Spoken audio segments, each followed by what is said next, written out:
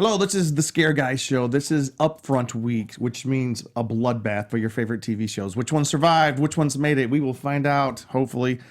So sad for Lucifer. Anyways, plus we discuss monsters this week, our favorite monster movies, because a certain monster movie is celebrating its 25th anniversary, and we're very excited about that.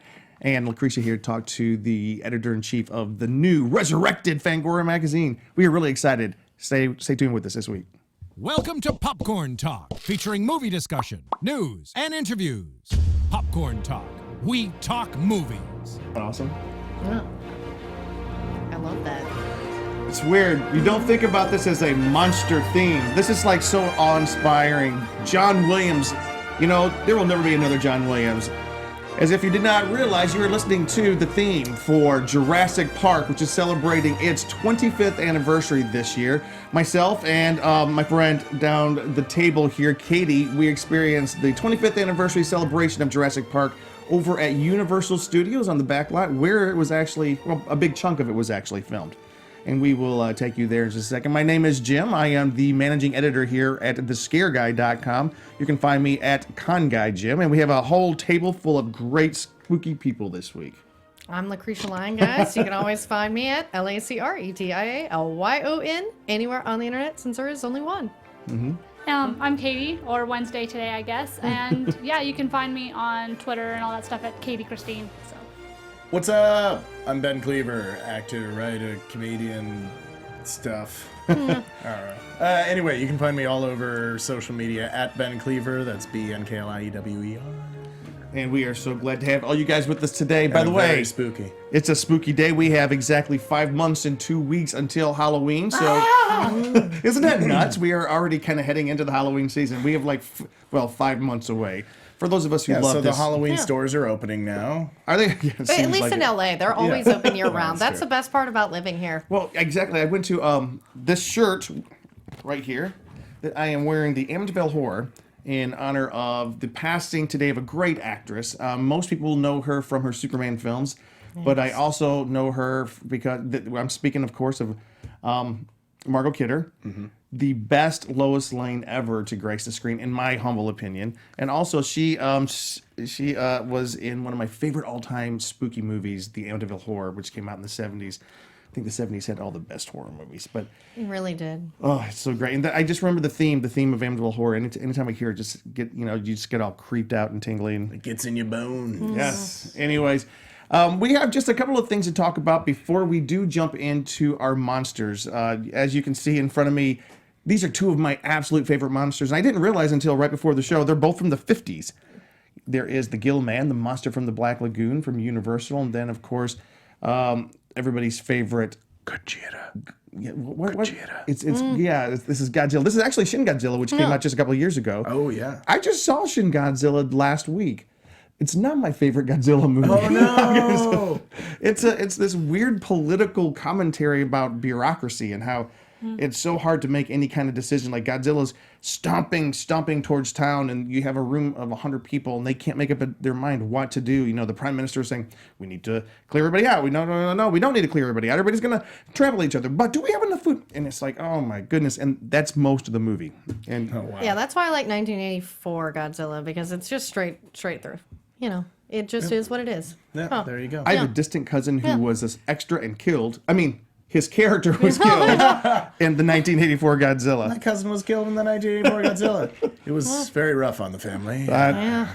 So, I just triggered you, didn't I? you did. And we will be so tonight we're going to be talking about the best monster movies of all time, and then also we're going to be talking about, as much as we know, the TV shows that have been axed, or the ones that are survived, or the ones that are going forward, or some brand new ones that have been announced. Like, such a cool one got announced today from Guillermo del Toro. That's going to be fantastic. So anyways. 10 after midnight. Yes, isn't it? I knew that Anthony would be Thank you, all the voice of God. I mean, that's super cool. I mean, Netflix is just killing it. That's Anthony, the voice of God. He's our producer. Hello, everyone. I am the voice of God. Hear me. So what's Halloween Horror Nights? Do we have any news, since we're getting so close to Halloween, Katie, that you are aware of? I know that we had some, basically about the mazes that are happening, right? Yeah, well, I mean, if anybody follows the Horror Nights Twitter, you can get quite a bit from that because it's pretty much nonstop from here on out. Yep. But on Thursday, they posted on one of the web that it was confirmed because of Jurassic World attraction coming out next year. They obviously are not going to use that area as a maze this year, which is what they normally do in the queue line area. So they are going to use Soundstage 29 instead, and that is going to be where the Stranger Things maze is. Which is, you were talking about how it's getting a lot of people that have not previously been. Yeah, like my best friend who hates horror stuff. Well, I had dragged her through the Walking Dead attraction. Like, she did not want to do it. But she was like, I think I might want to go with you this year because I love Stranger Things. So I'm going to have fun seeing her get terrorized. But, Now, what's the other thing that they've announced? And then they announced at Monsterpalooza, they announced that they announced the Metro Scare Zone. I believe they said it was Metro. They said that it is Holidays from Hell. So, like, I think they said Guy Fawkes Day? Cupid and Demonic Bunny and lots of stuff like that. So, yeah, that's all that. And then Universal Orlando announced a maze or a scare zone. I'm not sure exactly. I forgot what it was, but it's based off of. I don't follow Orlando as much, so I remember they saw something, and I don't have the update. I'll have to look it up. I'll have to look it up because Yeah. I go there every year. And I love, for those of you who are listening and you don't know where we're located, we're right smack here in Hollywood, California. So we have an abundance of riches when it comes to haunted attractions around. There's just so many theme parks around here, and plus we have the entertainment industry here, and everybody who is great at creating scary stuff. They get out and they really show their stuff at this time of year. Well, that time of year. So that's great, but there's nothing like Universal Orlando when it comes to Halloween Horror Nights. It is just something to behold. So I'm super stoked. We will be passing along information as we get it. Katie, thank you. She's always kind of like texting me. Did you hear? But we have something kind of cool. Lacretia, you were able to interview probably somebody that's kind of revolutionized, hopefully, something that it was very special to a lot of us growing up, those of us who loved horror. And can you tell us a little bit about that? Yeah, so I actually had the pleasure of speaking with Phil Nobile Jr., who is the editor-in-chief of Fangoria magazine. Yes, it is back, guys. That is so awesome. Yeah, and for $60 quarterly a year, it's a pretty, steep price when you think about it, but you're like, no, I talked to him, it's 100 pure pages of horror gold. So it is well worth the money and just the nostalgia factor. And as horror fans, as you see, you've got your action figures. I know I have tons of them. We're tactical people. Yeah. So we're the type to have Blu-rays, to have collectibles, and to have Fangoria. And it's so great that it's come back. I mean, and I do have a little bit of the interview here with him where he talks about what all he's going to be bringing with the magazine. Before we start that, though, like Fangoria, for those who don't know, it started in 1979. It featured all the best horror movies and had the bloodiest, goriest covers. And when I was a younger kid, of course, I'd sneak in, and my mom didn't let me get it when I was a little kid. And you just kind of like, it was just like every time you'd go, what was that bookstore that was in the mall? B. Dalton? B. Dalton, yeah. And that's where I always go see in the days before Barnes & Noble. But it was started in 1979. It became huge in the 80s and 90s, and then it went online only for a little bit. And then they've hit some struggles, as the entire magazine industry has had struggles and kind of ceased operations. But they were always kind of an online presence, but now they're coming back as a print publication, which is... Of course, Jim. Print media is the wave of the future. I know, it's kind of bold. It's kind of ballsy to say, hey, we're going to start up a print magazine right now, but they've got a lot of brand equity with Fangoria, so I'm super stoked about this. Yeah, because like you, I would go read it at Hastings or B. Dalton when my dad was working in the mall, and it's like, thanks for knowing what Hastings is. Yes, Hastings, your entertainment superstore. Right? Yeah. We used to have a Hastings in Hutchinson, Kansas. Texas. It actually I think it just closed within the last 2 years or something. Yeah, the one in Tyler closed down about 2 years ago. Yeah, I had which to is a shame. pour one out for it. Yeah. I mean, pour one here. So I think you have a little bit of a teaser clip for us from your interview. Right? Yeah. Phil talks about what's to come up and a little bit about what could be in those 100 pages. All right. Anthony? Different. And so that's been our guiding principles in terms of curating content and creating This is Phil. That table of contents that I stare at every morning and try to make sure it's, something special.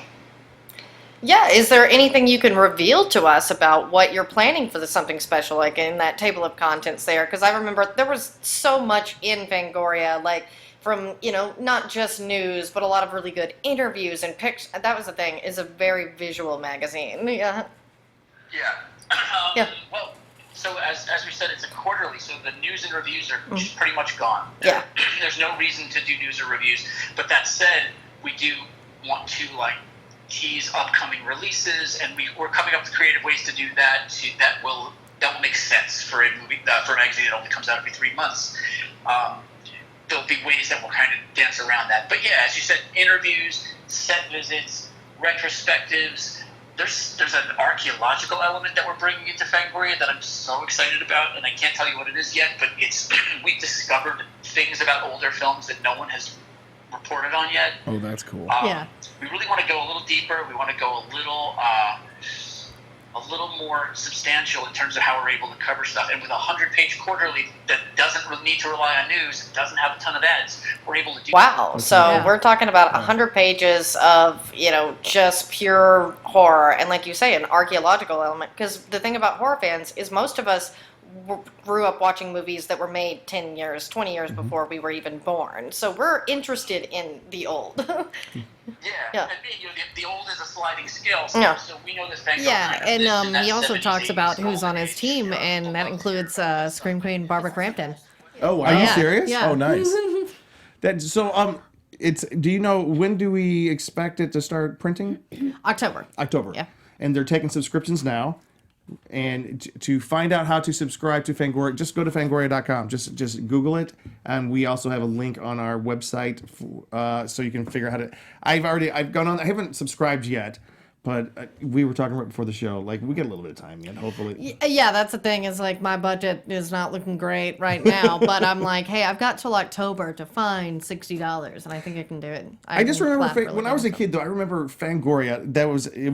It was like soaring during the heyday of the Friday the 13th films throughout the 80s. And I remember one cover where they had, what was it, the very first film where the woman's neck is being cut and her head's leaning back and the blood's, and I'm like, that's on the cover of a magazine on the newsstand, We wouldn't get away with that these days. But not boobs.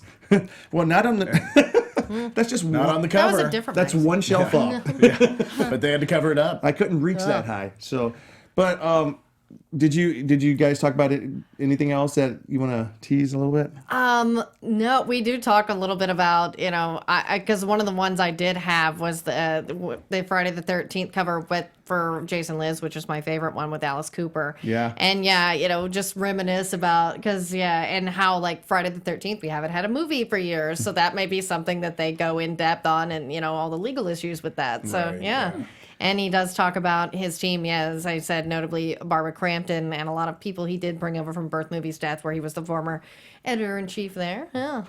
That's really cool. I mean, the thing is, it is kind of a challenge that you're only doing 4 issues a year, but it's kind of cool because you can go in depth and you don't have to worry about like breaking news. That's not about breaking news. It's about the story behind the news. Well, and that's what I always liked in my limited experience with Fangoria, because I only read a few issues in my day. But that's always what I found fascinating, was the behind the scenes stuff and the interviews and that kind of information. Like, and in today, it's a smart move, because in today's atmosphere, you can get the breaking news literally anywhere else. Yep. Yeah, you the just internet go, is a thing. news. So yeah. So you can find out the latest information on everything you could ever want instantaneously. But for the archaeological aspect, where he said they went back and found out new stuff about old films that nobody's known before, that's dope. I'm stoked about that kind of stuff. Well, yeah, because, this is stuff that, they have the means to be researching. And yes, there's so many websites and everything, but a lot of this stuff probably can't even be found there, because we're dealing with stuff that, was before the internet, and, where to look. It's not online. Yeah, exactly. Yeah. I mean, for example, like I was, when I was pulling this shirt out to wear this today, I was sitting there thinking, I would love to do an entire episode to just investigate what's true and what's not true about the Amityville Horror, or some other purported to be true story haunted houses. And I just love stuff like that, and he's going to be able to dig into that, like the whole the family behind this house and everything. Like, that sounds to me like that's something that he could really dig in and chew on. And like the Godzilla phenomenon that, that's something you can go in and chill. I am super excited about it. Yeah, because I'm really into like real horror stories and what is the story, because I just found out there was, apparently a story that was very similar to the original Friday the 13th, and I believe it was like Denmark or Sweden, and I just found out about this. I didn't know that. So yeah, I'm like, whoa, I had no idea. I thought it was kind of like came from Halloween. So yeah, like they can find out all this stuff, and there's messed up stuff in Europe, kids. Yep. But so thank you for sharing that with us, No Lacretia. problem. That's really cool. By the way, Halloween Horror Nights Orlando, Dead Exposure, Patient what it was. Zero is the latest house to be announced down there. So Pestilence. All right. sounds all that. Are they including the other 6 plagues? Or let's go. Hey Ben, you were talking before the show because we were talking about Margot Kidder, and you have a little bit of a connection to something. Yeah, very loose connection, but I'm currently, you can currently find me starring, and I say starring, I feel kind of bad about using starring, but it's an ensemble cast, so we all star in it. I star in a science fiction series called Atropa, which you can currently find on Studio Canal's Studio Plus app, or as the French call it, Studio Plus. And that can be found in the Apple App Store. You can download that. I don't think it's available in the United States on Android yet, but it's coming. And then eventually down the line, I think it'll be available for download off iTunes and that sort of stuff, the series itself. But right now, it's on the Studio Plus app, which has a ton of original series, which are actually really good. Web format, so they're 10 to 15-minute episodes.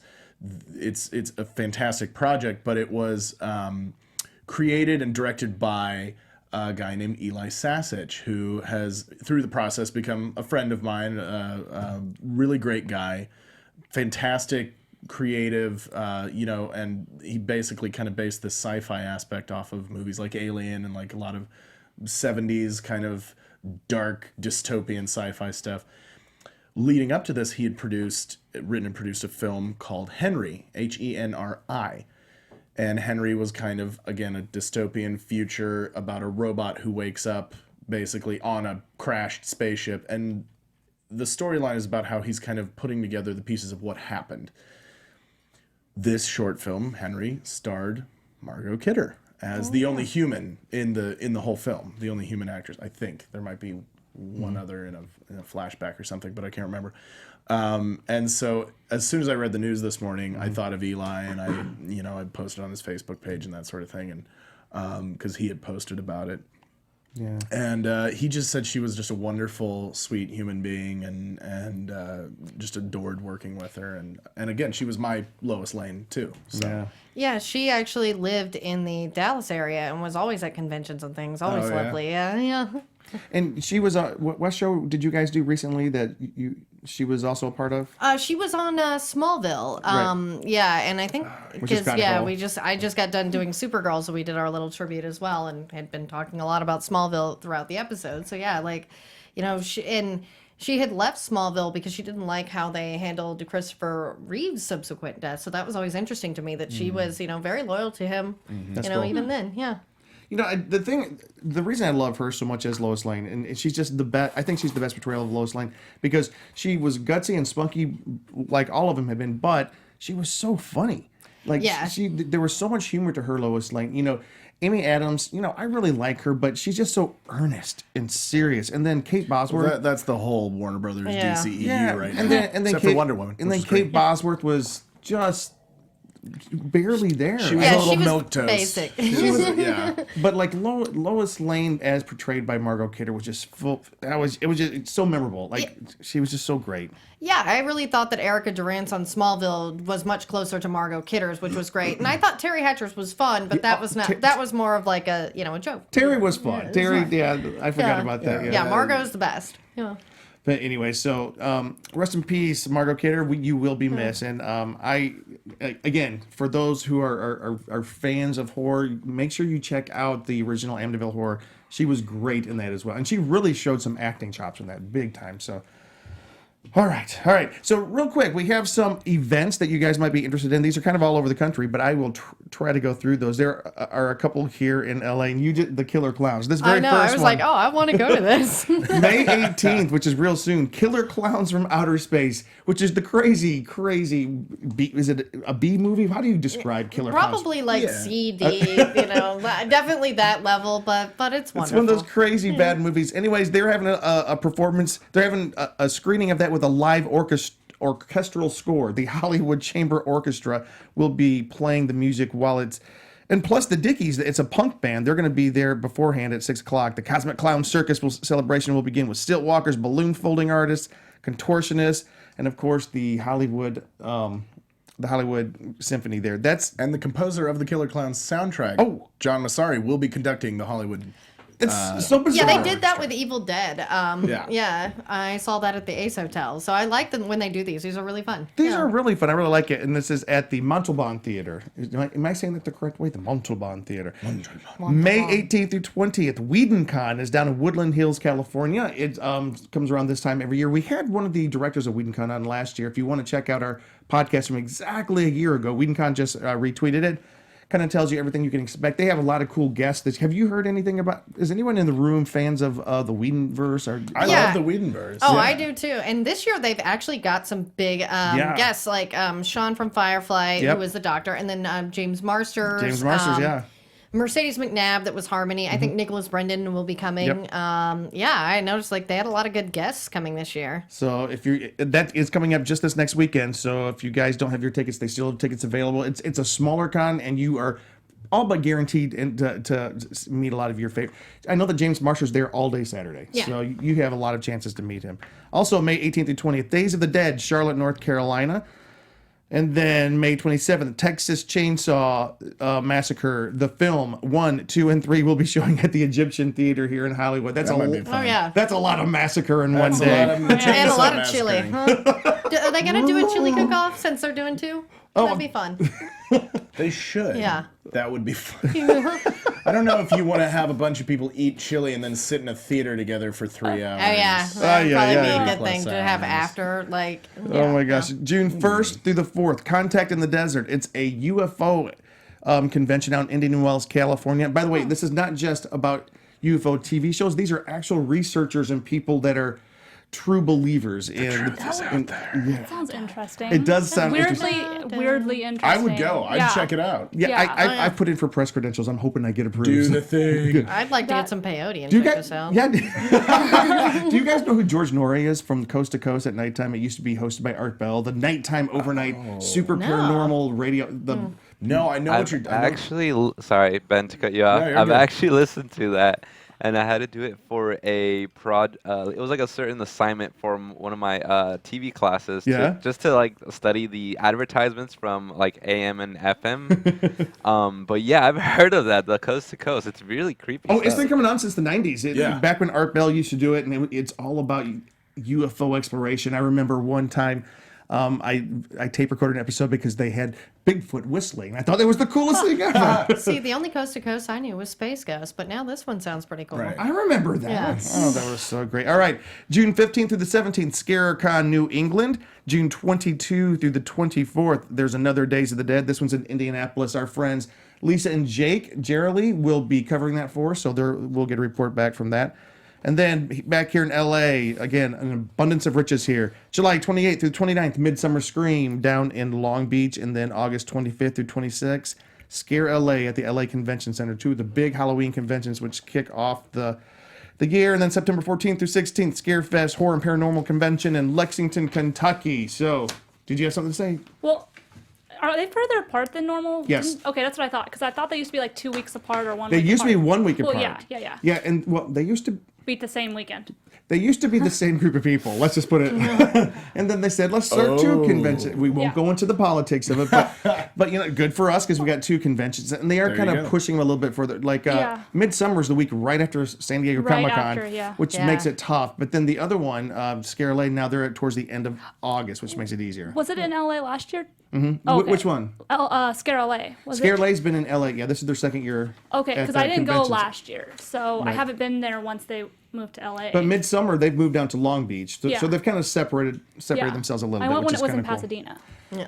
All right, so we are going to talk about something right now that is just near and dear to my heart: monster movies. This is the whole reason that I fell in love with movies as a kid. My dad used to let us stay up late on Friday night and watch creature features. Yes, the creature feature. Yeah, and I wasn't a great. We had one of those horror hosts. The guy that would come on, he was dressed up like something. He would announce it. He was like dressed up. It was just an old man, but I have since seen. Yes, We'll have. it's so great. It's so great. But so we are going to, and the reason we're talking about this is because one of the best monster movies of all time, in my opinion, and in the opinion of very many people, is Jurassic Park. And we're going to go over some of those lists here in a second. It is celebrating its 25th anniversary. So Now, I have a brief caveat. Yes. Really quickly. I was having a discussion with my buddy who is also, he and I are both big Jurassic Park enthusiasts.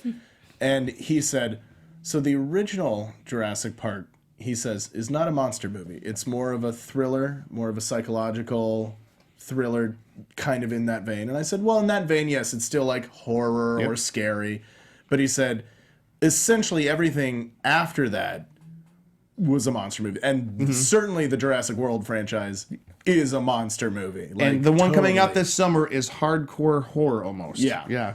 It looks the new trailer reminded me of bits and pieces of what made Jurassic Park so good, and The Lost World. Like, I know a lot of people don't like The Lost World. I love The Lost World. I love The Lost World because the whole idea of a dinosaur coming into your house or That's being the whole outside, that's the scary. whole half of the movie is going to be dinosaurs and people trapped in a house with a rampaging raptor. Which, like I said, I don't want to, I will see it. I know I will see it. I really hope it doesn't fall under the category of a Lost World remake, because I know that they'll I get hope scrutiny not. for that. Yeah. And I have hope that it won't be, but when I saw the latest trailer, I was like, ooh, that's risky, because you're Yep. going to have the naysayers who say this is a Lost World remake. And Ben, to your point though, every single best of monster list I could find included Jurassic Park. I could not find Fair a list enough. that did not have it on it. Oh, yeah, no. I'm not saying, certainly monsters, Yes. dinosaurs are monsters in this movie. They're chasing people trying to eat them, which, by the way, if there is a movie poster that has a person and then a giant creature with big teeth behind it chasing it,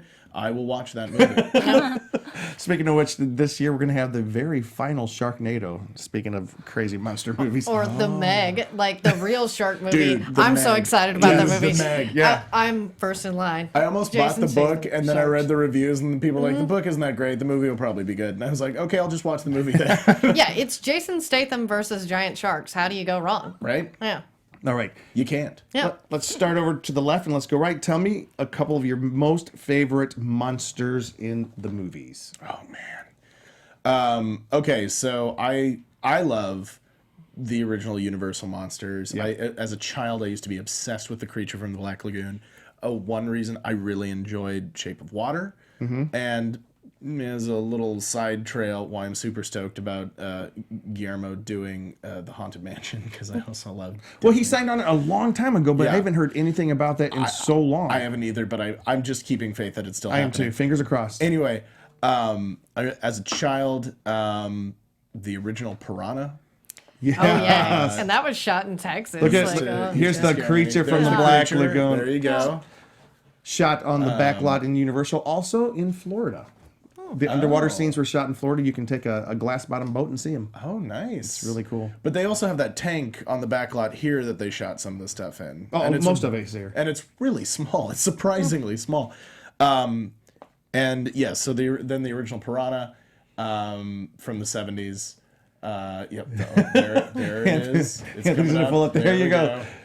I remember that one scared the poop out of me as a kid. I saw it on HBO as a little kid, and when you saw Yeah. all the guts coming out, the intestines Oh, kind of yeah. floating out, it was great. See, I love it this was movie. great. Because when I was a little kid, it was shot in San Marcos, Texas, and they had glass bottom boats, like, as There you're talking you go. about. I was like, and you would go and you'd be like, oh my God, this is where they did Piranha. Yeah, and then for me, aside from the Jurassic Park franchise, which I'm putting in a separate category for myself personally. What's that noise? Is that the AC or something? Anyway, Let's hope so. it's a plane's monster. crashing. It's a monster Yeah. coming to Plane us. is crashing. For me, the ultimate has always been and always will be Jaws. Yep. Yeah. You can wait. Show your shirt. Show your shirt. Jaws. So I've got it's the wave, but Jaws and the boat and the little yellow buoys and. If Cheeseman on the couch was here, he would concur. That's the whole reason why he's a filmmaker is because of Jaws. Yeah, Jaws is #1 for me. Katie? I don't remember a lot of scary movies as a kid. I didn't watch them as a kid. But the couple movies that come to my mind when I thought of like the first movie that kind of had a reaction like this is a little scary, and it might sound lame, but Independence Day. Like I guess there's some It's got monsters. Jeff Goldblum monsters. in it. the scene where they cut the alien open Yeah. terrified me every time I saw it for like a long time because you know I never saw the second one that just came out like a couple years ago. I still haven't seen it yet, but I barely remember it just because I remember it scaring the crap out of me was the thing. I know my dad was watching that one time. Look Heyo. Yeah. Look at this. Ah, there we go. Yeah. And Anthony completely concurs with the thing, right, Anthony? Oh my god, I love that thing. Yes. We have we have like 4 lists of the top of movies here, and the thing is on every single one. Well, as it should be. I mean, it's a classic. Yeah. No, because a lot of people will get mixed up because there was The Thing from outer space, which was during the 50s, Right. which was the inspiration for John Carpenter's 1982 The Thing, which I think, oh my gosh, the 1982 Thing is one of the grossest, scariest, best films of all Oh time. yeah, it's fantastic. I need to go back and watch. Remember when this. It's been forever. the head comes off the body, slurps down to the ground, sprouts legs, and walks around? Man, that's so great.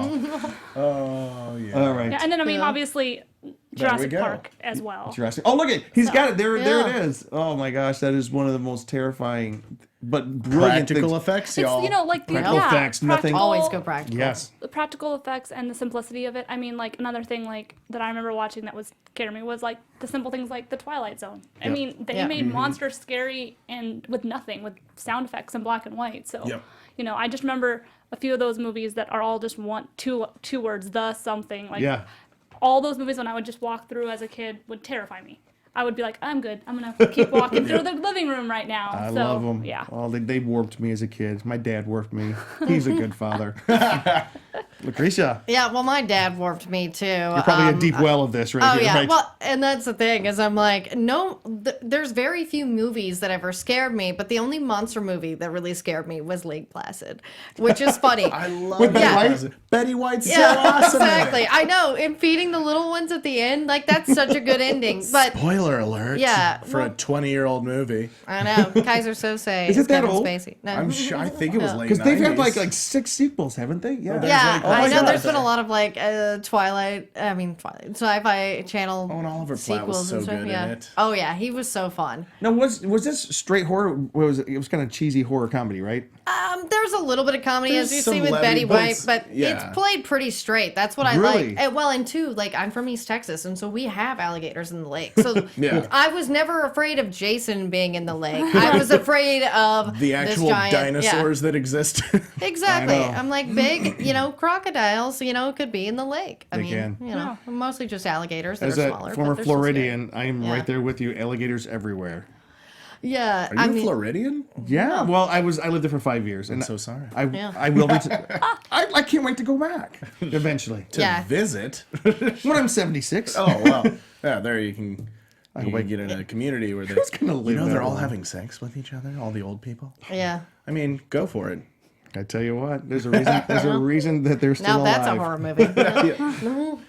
But anything else kind of like influence you as a wee young child? Yeah, I loved Jeff Goldblum, so I loved The Fly, more in a weird sort of way. I love that, because as I say, Lake Placid was the only thing that scared me, but I loved watching anything, like Jaws, or The Fly, or I did love Tremors. Tremors? I'm sad they Oh, didn't pick up the Tremors. pilot. I'm Yes. like, Yeah, I because love Kevin Tremors. Bacon. What the hell's going on here? I Yeah. mean, what the hell's going on here? Hello. So I'm so disappointed, and we'll talk about this in the bloodbath section. Tremors. Oh, I just wanted that to go forward so bad. But I was also surprised that The Fly, The Fly. There's the original movie of 1958, Yeah. and then there's the Cronenberg remake, yeah. remake. Both of those, they're on all these lists as like best horror movies ever. Which I guess I've never.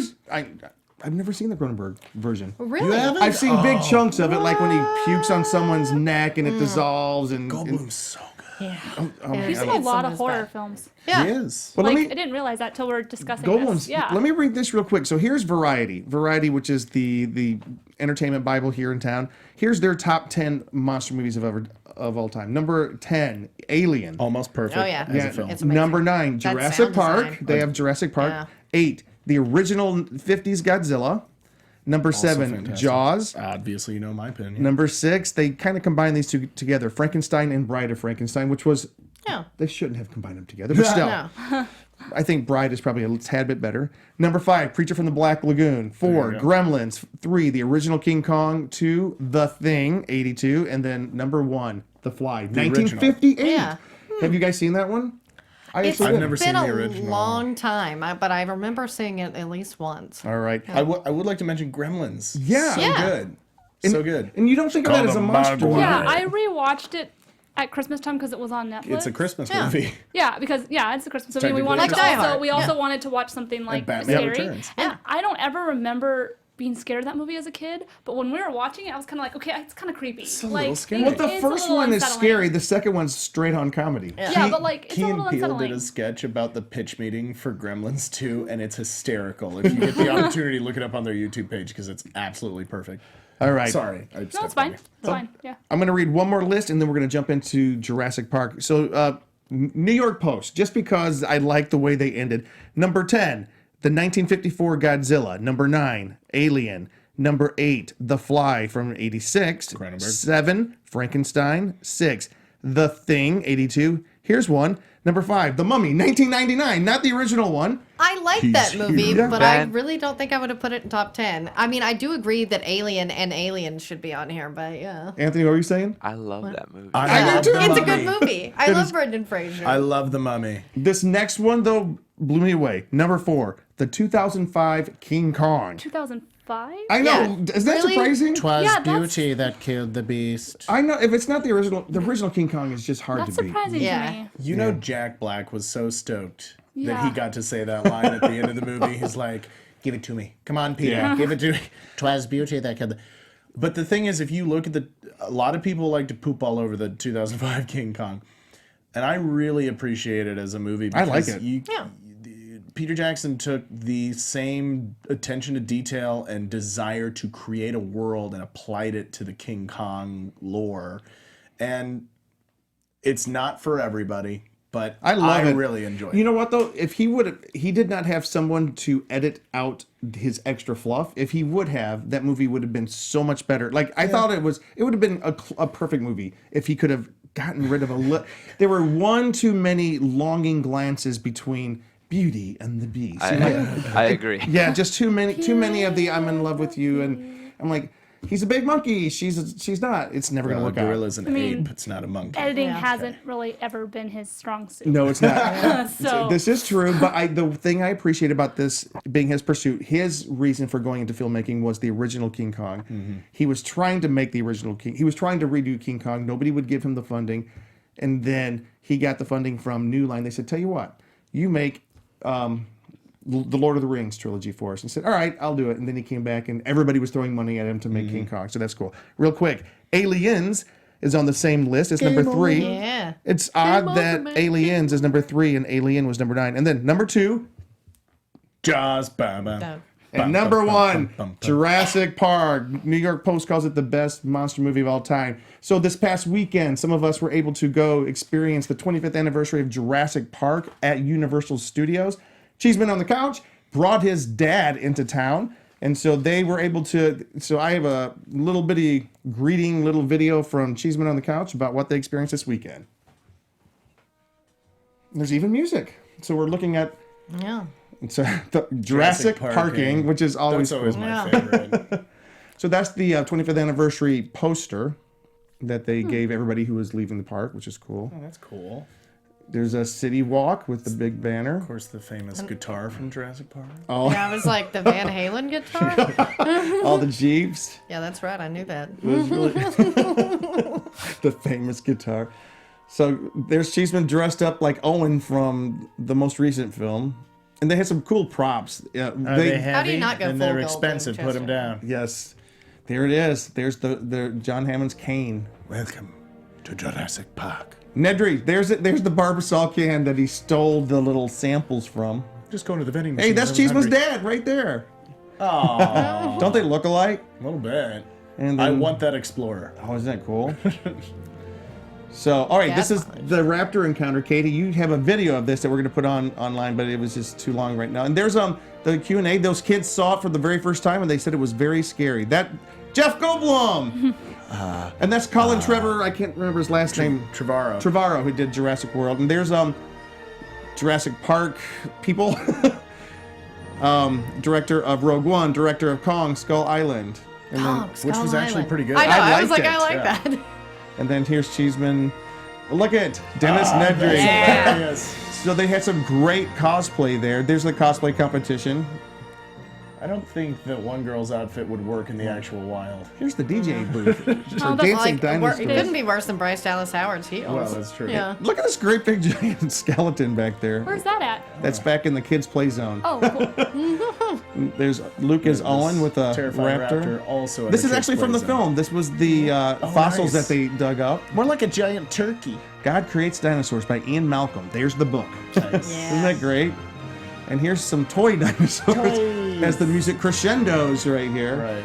There's the animation cells from the little DNA from the movie. yeah. Mr. Dino DNA. Yeah. DNA. Dino DNA. Katie, this is your picture. The Nice. The The geosphere. gyrosphere? Gy- Yeah. yeah. Yeah. And there's That's dope. Cheeseman in front of the gyrosphere. And then I think we're almost. Oh, A scarodactyl. pterodactyl. Yeah. Or that's a pteranodon. Oh, I don't know. a scaranodon. And then him and his dad, and I think a little bit more cosplay. That guy, that's Dr. Grant. And then Cheeseman up. That's a really good Dr. Grant. Yeah, Yeah. they were up there on the stage for the Cosplay competition. contest for the costume Oh, contest. nice. Yeah. And then I think that is our that's closing image of What do they Jurassic. got in there? King Kong? So, Katie, did you have a lot of fun this weekend? I did. It was fun to see all the movie props, especially the costumes. There's a lot more detail on Owen's vest and costume than I ever realized when I saw it up close. Yep. It was very, you know me, I love costumes, so I really like seeing it. Although I did make a comment about how her heels were missing, the girl from Jurassic World, because there was no heels with her costume. Well, that was your big criticism Yeah, from the film. I mean, and I have, well, that's another conversation for another day. But yeah, and I love seeing all sorts of props and everything about the process of the movies, because I think the process and all that stuff that goes into it is just as fascinating as the movie itself, because that's all part of telling the story. I also got to do the VR experience. I don't know if you guys got the chance to do that. The line was way too long.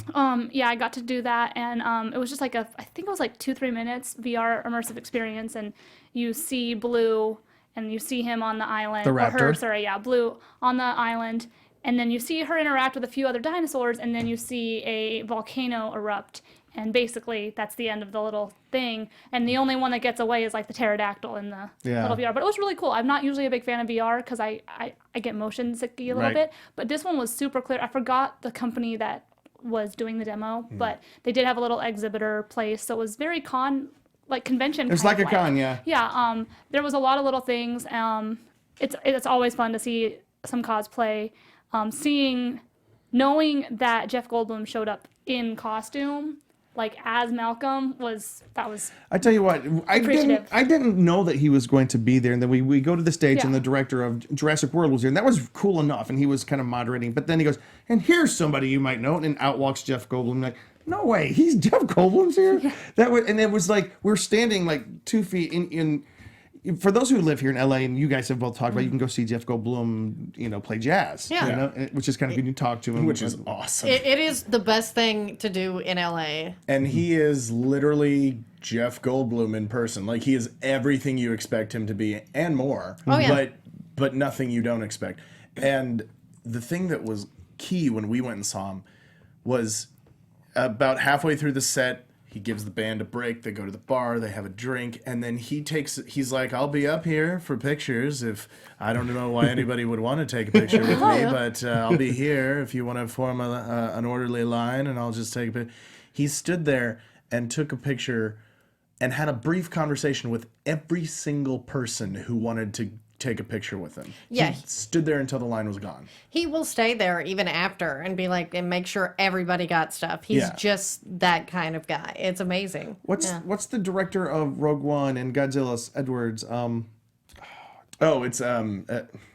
It's not Blake Edwards. That's what I'm thinking right now. I know. Okay, let's. There, We're I'm looking good on at IMDb. But yeah. But anyways, he asked the first question. Like he comes onto the stage and he has a question for Jeff Goldblum. He goes, "All right, I'm going to ask the question that all of us are wondering." Wait, here we go. Gareth Edwards. Gareth Edwards. That's He goes, great. "Jeff, what's the deal with your shirt being off in that one scene and you being all sexy?" He goes, "Was that your idea? Was that Spielberg's?" And Jeff was like, What? I don't know what you're talking about. And he can't play dumb. But like, it was so funny to hear people ribbing him about that. And Funko has released a pop vinyl of it, and we and own it's it. so hard to Do you guys have it? My- We have one. One of my friends, she got it, but it was a hard thing to get. Like they sold out fast. Yeah, I dug around at every Target in this town. I'm like, they must have held them back. Yeah. That's cool. But also the raptor encounter that was changed, because usually they do the meet and greet, and it was just so cool to see an actual little show with the raptors. Probably one of the coolest things I've ever seen at Universal. I And agree. it For was, a second, I thought you were going to say it was so cool to see an actual raptor, and I was like, no, they're not real. yeah, it was just They have the technology. it was a very cool experience to see that. Have you guys seen the raptors? They're costumed characters, but they're so kind of lifelike. But they've done a really good job of creating these creepy raptors that run around and they fight and they scream and holler, and I really love that. That was really cool. And it was also cool to be one of the final people to ride Jurassic Park, the ride, because it is closing. Yep. And they're having a special countdown up through September 3rd. And for those who go to Halloween Horror Nights, and you were mentioning it, they always would do the Jurassic Park in the dark, which they will not be doing this year. I'm sad about that because I got to experience Jurassic Park in the dark for the first time, I think, last year. I did a couple years ago. I think it's scarier. It's way more fun. It is creepy. I definitely will be sad that that's not something I can do at Horror Nights this year. Yeah, and Anthony, we're gonna skip that video just because of time right here. But is there anything else that you guys have to say about the 25th anniversary of Jurassic Park before we move on to the Slaughterhouse of Fall TV? It's one of the greatest films of all time. I agree. I think tremendous, from an acting perspective, tremendous acting performances. The cast was unbelievable. When you look back at those performances, where they were before Jurassic Park and where they've come since, unbelievable. And also, there's not many dinosaur movies. I mean, All the Land Before Time, which is animated, and those aren't horror movies. That's just, a fun story. So I think that you can't really beat the fact that a dinosaur is a good monster, and it's a good, scary creature that I don't think anybody's not scared of. I think Marvel will soon be having dinosaur movies, but that's for another discussion. Ooh. The Savage Land, which is the dinosaur land in the Marvel universe. Oh. But let's not start any rumors yet. But I know people. My friend Will, he came to town because of Jurassic Park. He made his own Jurassic Park when he was like 10 years old, and his mom and for his 30th birthday a couple of years back, somehow he was able to arrange a screening of Jurassic Park. He worked for Robert Zemeckis, so he was able to arrange a screening of Jurassic Park in a theater. But they showed his little kid's film before it showed. And it was like, this was so cool. And it's kind of cool to hear the stories about that. And remember, guys, like before Jurassic Park, that type of animation, that type of CGI did not exist, for good or ill. CGI is used way too much now, but like back for Jurassic Park, it was brilliantly used. And yeah, it was spot on. Yeah, because they blended it with practical effects and they used it as sparingly as they could because it was expensive. Yes. Yeah. Well, for example, I don't know if you guys have ever seen any of the behind the scenes stuff of the first movie of the guy who was in the Raptors for that movie. And this was so long ago, like the technology's so much better now, but they did have a person inside that Raptor costume to do those scenes. Yep. And he was actually on the panel the first night of the Jurassic Park event. Oh, that's cool. So I didn't get to see any of that, but I was... What's the reason that first... There's one scene in that first movie that sets it apart from all the rest of the movie. And I love Jurassic World. I thought it was great. We finally got to see the theme park open. That was really cool. But the scene when Dr. Grant and Ellie they're paying attention to their own thing. They're driving in the Jeep, and Hammond is driving them into Jurassic Park. And the first time they see dinosaurs, and that sense of awe, and the audience, that was the first time the audience had seen these dinosaurs done like this. It was just it was a magical moment in movie history, and I don't think we're gonna have something like that.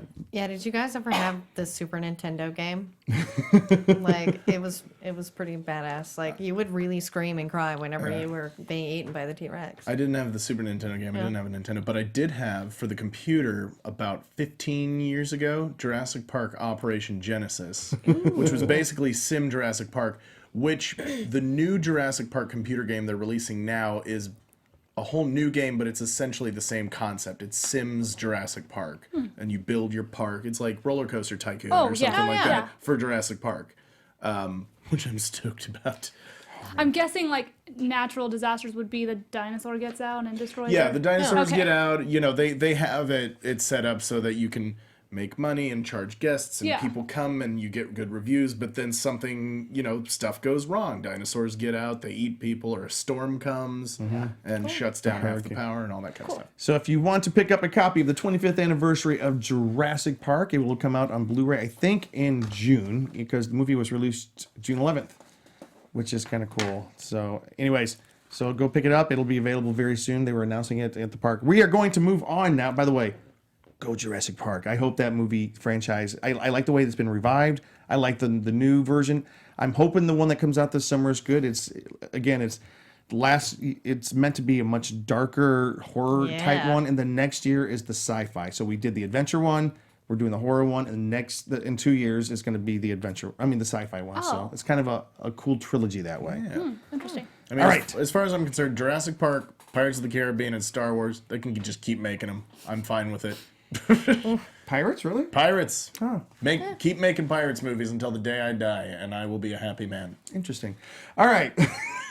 You're like, Okay, so I stand by it. Lacretia. yeah. This is pilot. This is for people who don't know, what is Upfront Week? Upfronts is basically when they decide what you're going to see next year as far as TV, and they were one cruel bitch this year. Yes, they were. They were cruel. Yikes. It's called Upfronts because it is where all the networks and cable networks, they take all their wares to New York and present it to advertisers trying to sell out their stock of advertising, and this is where they make their final decisions on what gets on the fall schedule. So, what got saved? What survived? What are some things you guys are excited about that survived the fall? Speaking of things that we want to keep making until Yep. until I'm dead is Supernatural, and so 14 seasons, baby. They're ready for season 57. Is that right? Yeah. Let's hope so. I'm still only in season 4. You have a lot of catching Yeah, up I have to a do. lot of catching up to do. I have some of them on DVD if you want. Oh, them, they're all but on I know Netflix. they're on Yeah. Netflix, Yeah. but just saying. What else? You get the bloopers on the DVDs, Oh. but It's gonna be a sad day when Supernatural is finally canceled. I will not. There will not be enough Kleenex in the world for that last Comic-Con panel when it happens. I know. I will be. The Vampire I cried Diaries- this last year when Yeah. Kansas came out. Vampire. I'm like, what is this? Vampire Diaries final Comic-Con panel was hard enough, so I don't even want to know what Supernatural last panel will be. What about Midnight Texas? Anybody watching that? I didn't like I it. heard I didn't like it bad either. Things.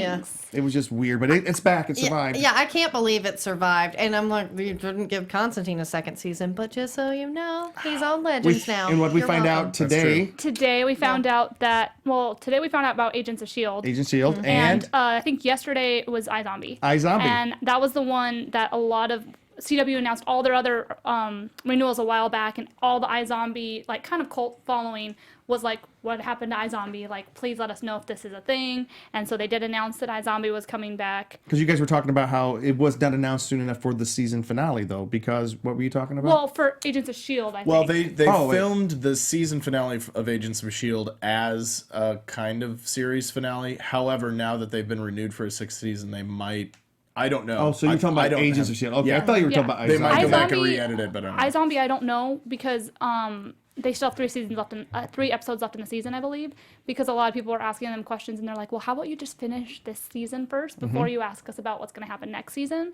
But yeah, that was one of those shows I started watching, I think, season 2, and it's just enjoyable. What show is that? iZombie, because iZombie, yeah. it's a procedural, but with a twist, and it's just And it's Rob Thomas. He's great. Yeah. And also like the I forget her name. Well, I can't think of her name right now. Rose McIver, who plays Liv Moore, she has to basically play a different character every week, and that I have so much respect for that, because she literally has been a frat boy in her body, like, and then also like this D&D nerd and all these different ranges of characters and voices and act, and it's just really fun to watch.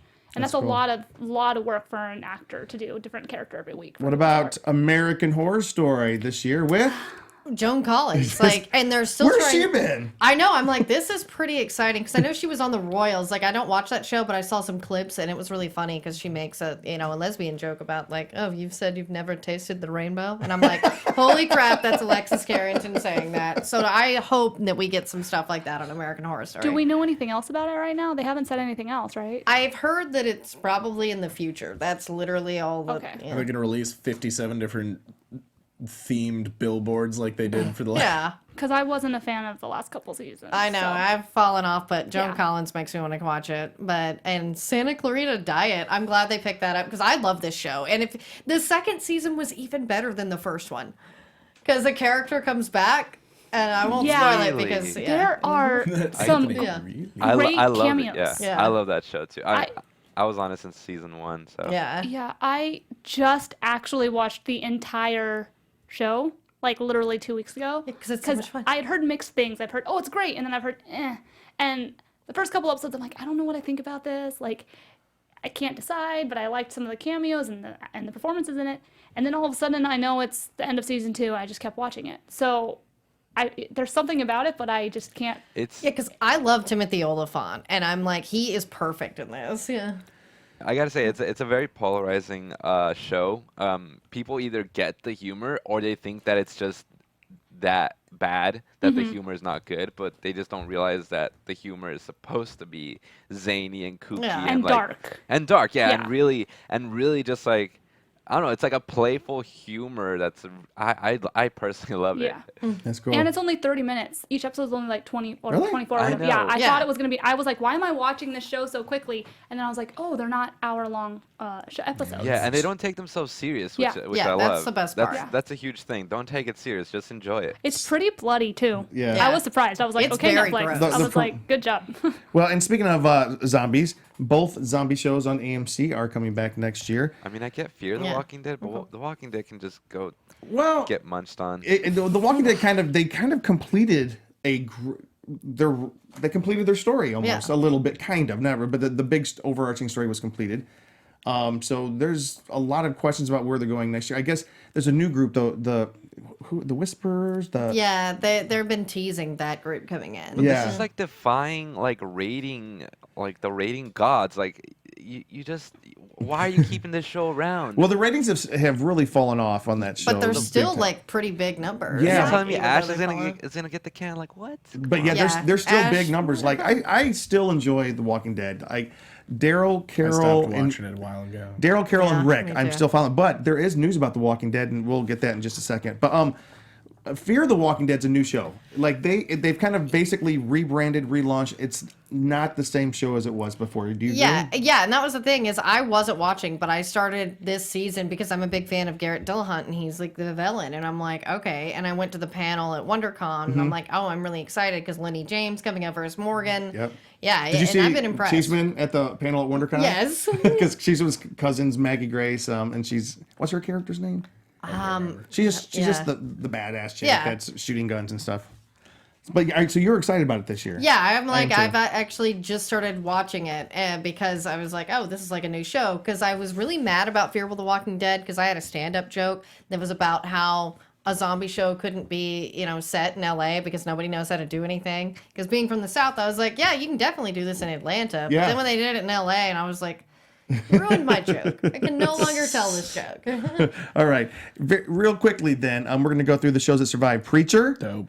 Yeah. The Terror. That's pretty good from what I've watched it. seen. Yeah, I want to Black watch Mirror, more. which is kind of Dope. sci-fi and it's dark sci-fi. And then Lore, which is coming. Lore In got 2018, Yeah. at a podcast, Yeah.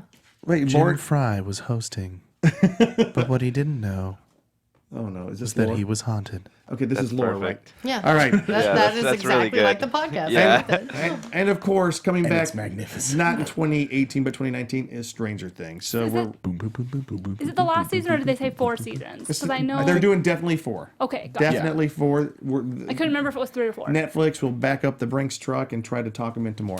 So, shows that got canceled. One of them just finished tonight, right before the show started.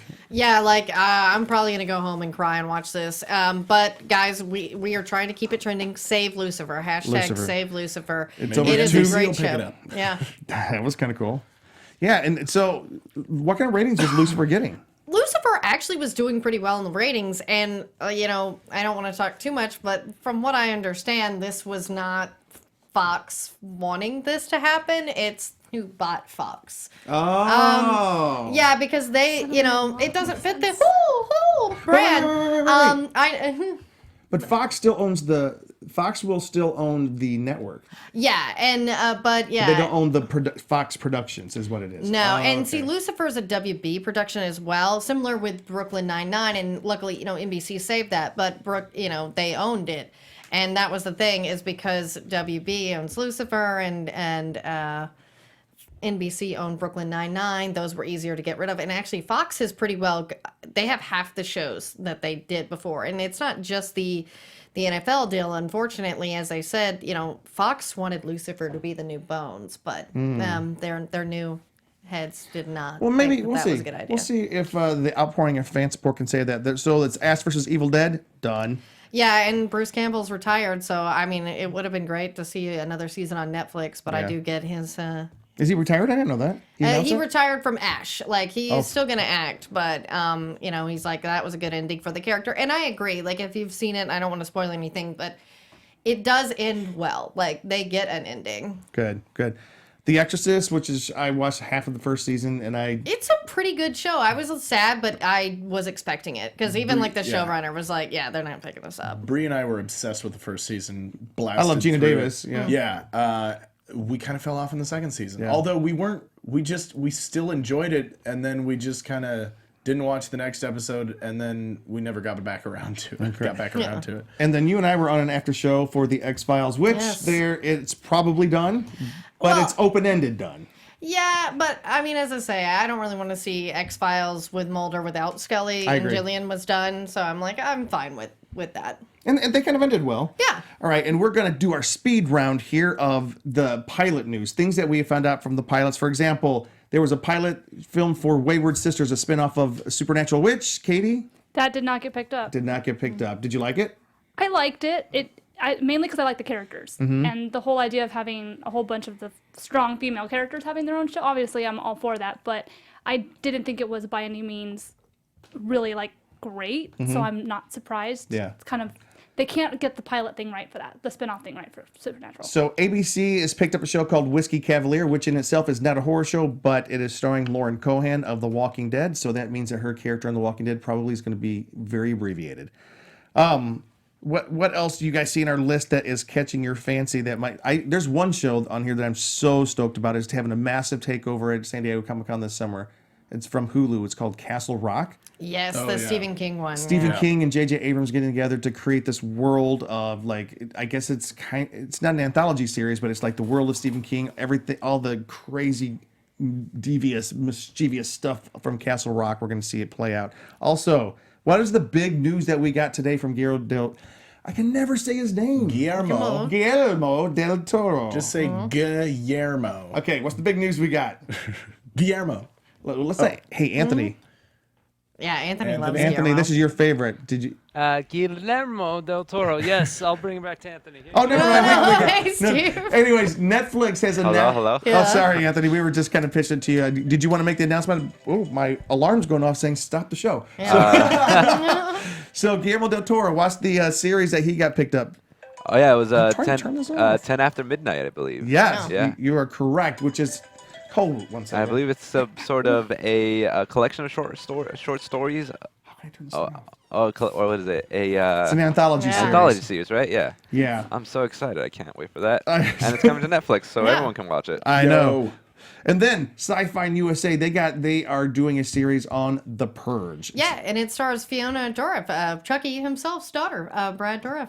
Yeah. That's cool. Yeah, she's in it. And then CW has a show that has been picked up called Legacies. It's in the same world as the Vampire Diaries and the originals, so it's werewolves, monsters, and all that good stuff. What about the Chilling Adventures of Sabrina? Does anybody know anything about that? Yeah, this looks so good. Because I love Riverdale. I'm one of those. But yeah, like they've got Ross Lynch, who I literally only know as my friend Dahmer, but he was R5. He's going to be Harvey. And Kiernan Shipra, I believe is you say her name. She is going to be Sabrina, and it's going to be dark, much darker, I think, than even Riverdale. If Melissa Joan Hart doesn't have a cameo, I'm out. I feel like they will do that. It's very Berlanti to do that. Yeah. What's catching my eye is a Roswell reboot on the CW. And that's got a good cast because I like Nathan Parsons, who was on the originals, I believe. I didn't watch that, but I watched General Hospital, and he was on there. And yeah, he's great. Yeah. And then, you go ahead. Well, I was going to say sci-fi with Night Flyer from George R.R. Martin. That looks good. That looks really good. Yeah, it's described. Night Flyers is a sci-fi horror with serious scale, with the author himself describes as Psycho in space. So Psycho in space, that's going to be crazy, and we've learned to appreciate what George R.R. Martin is throwing our way. There's something on NBC which is not, I don't know if it's horror, but it's very interesting. It's called Manifest.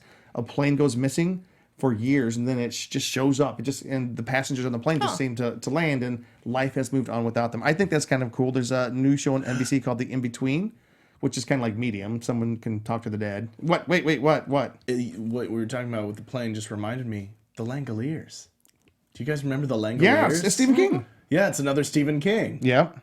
I liked that movie. And then Netflix has a show called The Haunting of Hill House. I haven't heard a whole lot about that. Do you guys know much about that? I don't. I know that Annabeth Gish is going to be in it, but that was one of the only news bits I remember from this. I do a horror news show weekly, so I was like, I talked about this once. Nice. And all right. And the last bit, Fox has a show coming on called The Passage. A secret government medical facility is experimenting with a dangerous virus that could either cure all disease or cause the downfall of the human race. And it's all about the 10-year-old girl that is at the center of this, and the agent trying to protect her from these nefarious people.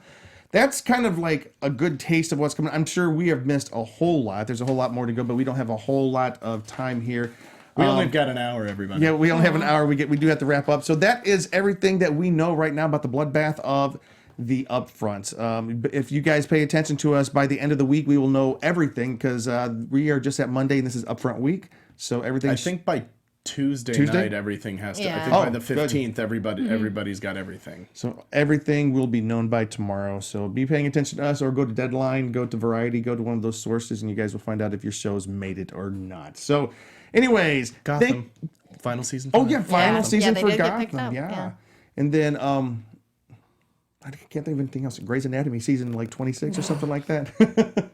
All right. So actually, it came on the same year as Supernatural did. Year before. Okay. I believe it's the year before, yeah. All right. Wow. Craziness. Yeah. Anyways, there's a lot of good TV coming on your way this fall, although we are losing some great ones. And you guys, save Lucifer, is that it? Hashtag save Lucifer. Hashtag save Lucifer. Thank you for tuning in this week. Please subscribe to the show there underneath the YouTube channel, or if you're on iTunes, give us a good rating, so that really helps us out.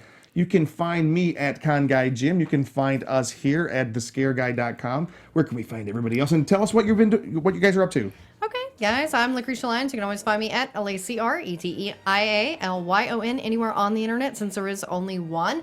And I have a podcast. It's called Mrs. Brightside. New episodes every Tuesday. I actually have the Lex Michael to talk about the bright side of bad movies tomorrow. Be sure to subscribe to that on iTunes, Stitcher, Google Play, and Podbean. And then also my horror show, The Red Room, your horror news source, is still in podcast form, and we'll be working on the video component coming at you soon. So and that's where you can hear the entire interview that you did. Yes, with the entire interview with Fangoria. And in that episode, I also have a Bad Samaritan press conference and talking about renewing Lucifer. So I guess we need to revamp that. Yep. Yeah.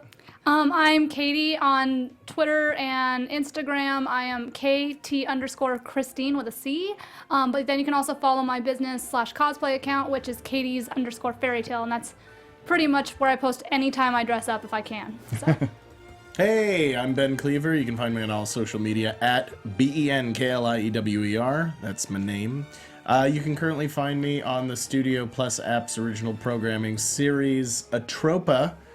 Please check it out. It's really good. It's seriously really good. And you can get a free month subscription. The first month of the subscription is free.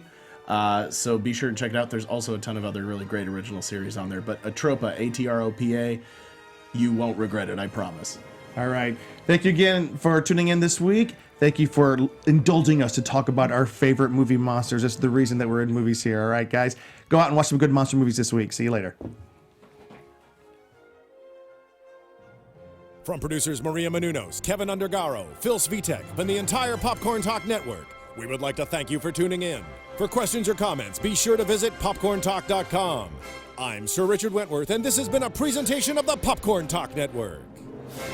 The views expressed herein are those of the hosts only and do not necessarily reflect the views of the Popcorn Talk Network or its owners or principals.